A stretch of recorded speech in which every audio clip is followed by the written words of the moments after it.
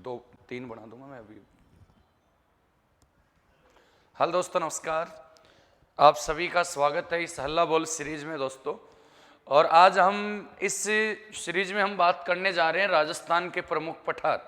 दोस्तों यहाँ से क्वेश्चन आएगा, 100% एक क्वेश्चन बनेगा, ध्यान दीजिएगा। राजस्थान के जो प्रमुख पठारों के संदर्भ में हम बात कर रहे हैं, तो देखिएगा सबसे पहले हम जिस पठार के संदर्भ में बात करते हैं वो पठार है उड़िया का पठार। कौन सा? उड़िया का पठार। दोस्तों उड़िया का जो पठार है, यह पठार राजस्थान के कौन से जिले में? सिरोही। राजस्थान के सिरोही में है। और कौन से क्या है? यह राजस्थान का, बोलो, राजस्थान का सबसे ऊंचा, राज्य का सबसे ऊंचा पठार, राज्य का सबसे ऊंचा पठार। और इसकी जो ऊंचाई है वो ऊंचाई कितनी है दोस्तों? 1360 मीटर है। ये राज्य का सबसे ऊंचा पठार है, इसकी ऊंचाई 1360 मीटर है। इसी पठार के उत्तरी भाग में, इसी पठार के उत्तरी भाग में सर्वोच्च चोटी, सर्वोच्च चोटी कौन है? गुरु शिखर है। गुरु शिखर, गुरु शिखर 1722 बोल दो या 27 मीटर बोल दो। तो दोस्तों ये पठार यदि सिरोही में है तो ये चोटी भी वहीं होगी। और कहाँ स्थित है बताइएगा? तो यह आपके इस उड़िया के पठार पर अवस्थित है। दूसरे नंबर पे हम बात करें तो वो पठार आता है दोस्तों हमारा आबू का पठार। आबू का पठार, ये आबू का पठार है दोस्तों, ये भी राजस्थान के सिरोही में है। आबू का पठार राजस्थान के कौन से डिस्ट्रिक्ट में बताइएगा? सिरोही में है दोस्तों। बोलो, यह राजस्थान का, यह राजस्थान का दूसरा ऊंचा, यह राज्य का दूसरा ऊंचा पठार, ये राज्य का दूसरा ऊंचा पठार है। इसकी ऊंचाई कितनी है? ऊंचाई की बात करें दोस्तों तो इसकी ऊंचाई 1200 मीटर है। कितने मीटर है बताइएगा? ये 1200 मीटर ऊंचा है। एक नदी आती है, आपको पता है, एक नदी यहाँ से निकलती है और वो नदी इस प्रकार से एक पहाड़ी, उस गांव का नाम है नया सनवरा। नया सनवरा गांव की पहाड़ी, सिरोही में ही है ये पहाड़ी। यहाँ से एक नदी निकलती है और वो नदी यहाँ से निकल के इस प्रकार से नदी प्रवाहित होती है दोस्तों। इस नदी का नाम क्या है? पश्चिमी बनास नदी। इस नदी का नाम क्या है? पश्चिमी बनास नदी। ये पश्चिमी बनास नदी है दोस्तों, पश्चिमी बनास नदी, ये पश्चिमी बनास नदी। और इसी बनास नदी के किनारे यहाँ हमारा कौन स्थित है? बोलो, ये आबू का पठार है। ये हमारा आबू पठार है दोस्तों, आबू पठार। इसी आबू पठार पर हमारे राजस्थान का सबसे ऊंचा शहर कौन स्थित है? बोलो, माउंट आबू बसा है। माउंट आबू, माउंट आबू शहर स्थित है दोस्तों, इसी पठार पे स्थित है। इधर से एक नदी आ रही है इसकी, उस नदी का नाम है सिपू। तो सिपू नदी, ये सिपू नदी इसकी सहायक नदी है।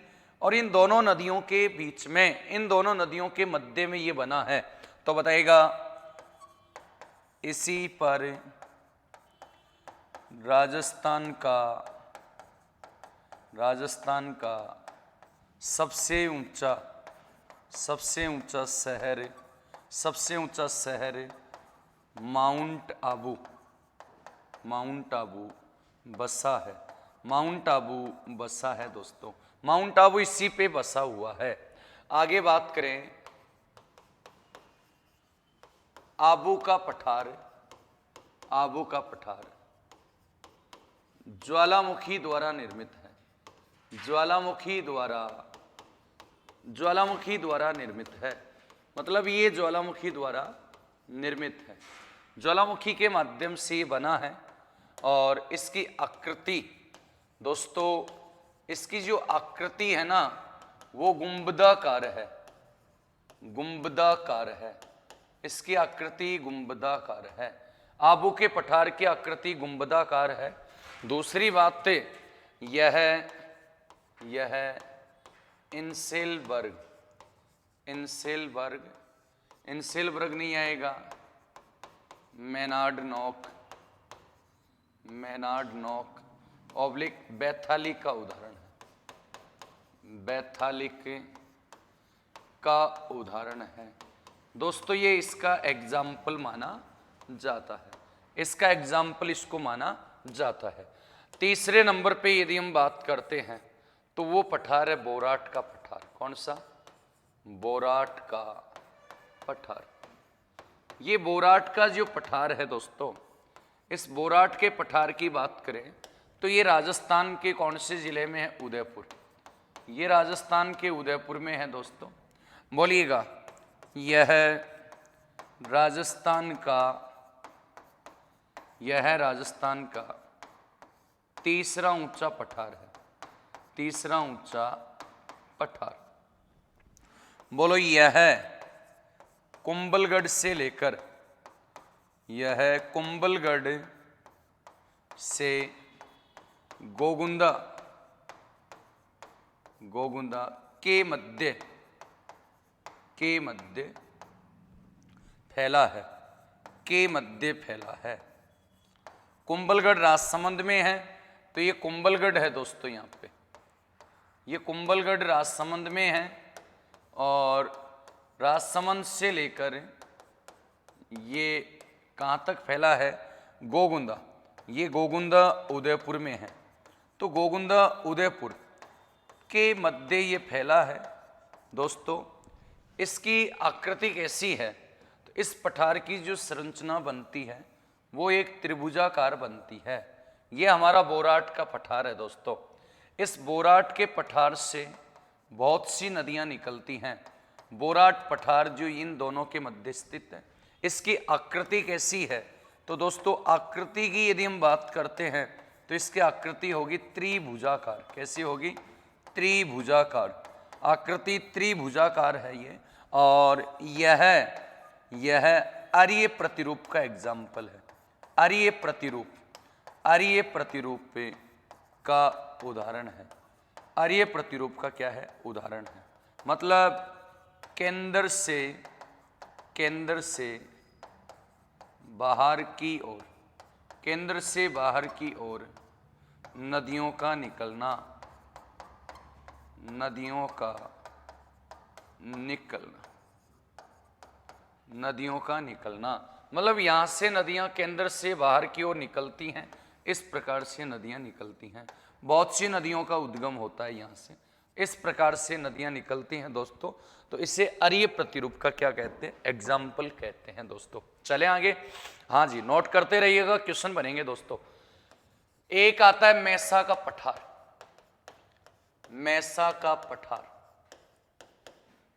का पठार ये राजस्थान के चित्तौड़गढ़ में है दोस्तों। ये हमारे राजस्थान के चित्तौड़गढ़ में है। बोलिएगा, मैसा का जो पठार है ऊंचाई कितनी है दोस्तों? ऊंचाई की बात करें तो ये 616 मीटर है।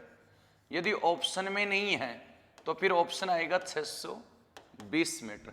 620 मीटर दोस्तों। यहाँ एक पहाड़ी है, उस पहाड़ी का नाम है गोगुंदा की पहाड़ी, गोगुंदा पहाड़ी। और ये गोगुंदा पहाड़ी राजस्थान के उदयपुर जिले में है। गोगुंदा की पहाड़ी राजस्थान के उदयपुर में है। यहाँ एक झील बनती है, उस झील का नाम है उदय सागर झील। कौन सी झील? उदय सागर झील। उदयपुर में है दोस्तों उदय सागर झील। ये राजस्थान के उदयपुर में है। उदय सागर झील राजस्थान के उदयपुर जिले में है। यहाँ से एक नदी निकलती है और वो नदी है आयड़ नदी।